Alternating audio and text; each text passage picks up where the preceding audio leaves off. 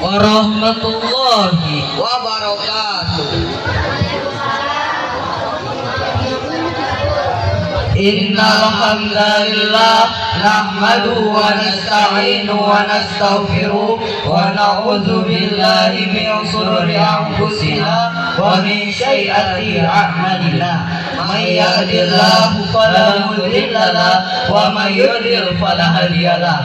Asyhadu an la ilaha illallah wa asyhadu anna Muhammadar Rasulullah. Allahumma shalli wa sallim wa barik ala sayyidina Muhammad wa ala alihi wa sahbihi ajmain. Amma ba'du. Hadirin yang dirahmati Allah, segala puji kita panjatkan kehadirat Allah Subhanahu wa taala yang telah melimpahkan nikmat iman, nikmat Islam serta kesehatan sehingga kita semua dapat berkumpul di tempat ini dalam keadaan yang baik untuk memperingati Maulid Nabi Muhammad sallallahu alaihi wasallam. Salawat serta salam semoga senantiasa tercurahkan kepada junjungan kita Nabi besar Muhammad sallallahu alaihi wasallam, suri teladan umat manusia yang membawa cahaya kebenaran dan menyempurnakan akhlak mulia. Sebelum kami menyampaikan materi lebih lanjut, perkenalkan kami menyampaikan pantun pembuka sebagai pengantar. Naik daman ke pasar pagi, Kembali kue di kakak Maya. Maulid Nabi mari kita rayakan sepenuh hati sebagai bukti cinta kepada Rasul yang mulia. Masya Allah. Hadirin yang dirahmati Allah, peringatan Maulid Nabi bukan sekedar ritual tahunan, melainkan momentum untuk mengapresiasikan kembali perjalanan hidup manusia agung Nabi Muhammad SAW. Beliau diutuskan ke dunia tidak hanya untuk menyampaikan wahyu, tapi juga untuk menjadi teladan dalam akhlak, sikap, dan perbuatan.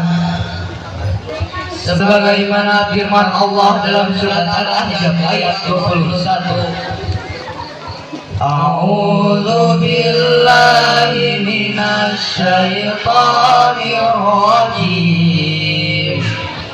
Bismillahirrahmanirrahim. Laqad kana lakum fi Rasulillahi uswatun hasanah. Artinya, sesungguhnya telah ada pada diri Rasulullah itu suri teladan yang baik bagi dirimu. Ayat ini menegaskan bahwa Nabi Muhammad SAW adalah figur terbaik bagi siapapun yang mengharap rahmat Allah dan hari akhir.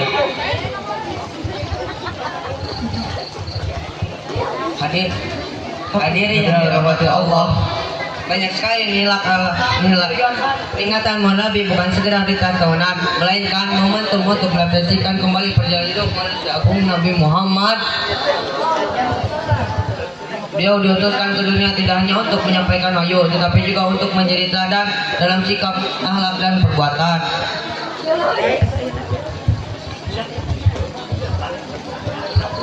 Pertama, kejujuran. Sejak muda, Nabi Muhammad dikenal sebagai Al-Amin, yang artinya terpercaya. Salah satu kisah terkenal adalah saat Nabi masih muda dan berdagang di negeri Syam. Meskipun beliau bisa saja mengambil keuntungan lebih banyak, tetapi beliau tidak pernah curang dan selalu jujur dalam timbangan maupun transaksi. Bahkan orang-orang non-muslim saat itu sangat menghormatinya karena akhlak beliau yang mulia. Kedua, tanggung jawab. Nabi tidak pernah lepas dari tanggung jawab. Sejak beliau masih kecil, beliau mengembala kambing untuk membantu ekonomi keluarganya. Bahkan setelah diangkat menjadi Rasul, beliau tetap memikul tanggung jawab terbesar terhadap umatnya tanpa pernah mengeluh.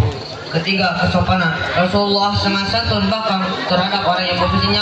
Pernah suatu hari ada seorang wanita Yahudi yang setiap harinya melemparkan kotoran ke arah rumah Rasulullah. Tapi suatu hari wanita itu tidak muncul. Rasul pun menanyakan kabarnya, dan ketika tahu bahwa wanita itu sakit, beliau pun menjenguknya. Sang wanita pun menangis dan akhirnya masuk Islam karena melihat akhlak Rasulullah yang luar biasa.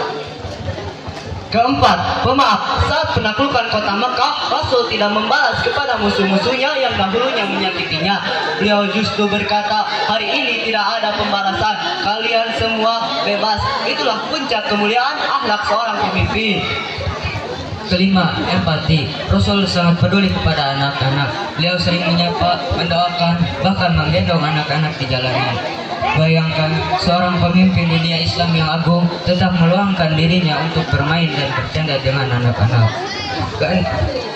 Keenam, menjaga lisan. Beliau bersabda, barang siapa yang beriman kepada Allah dan hari akhir, hendaknya ia berkata baik atau diam. Hadis riwayat Bukhari dan Muslim. Di era sekarang, menjaga lisan juga berarti menjaga postingan, komentar, dan chat kita.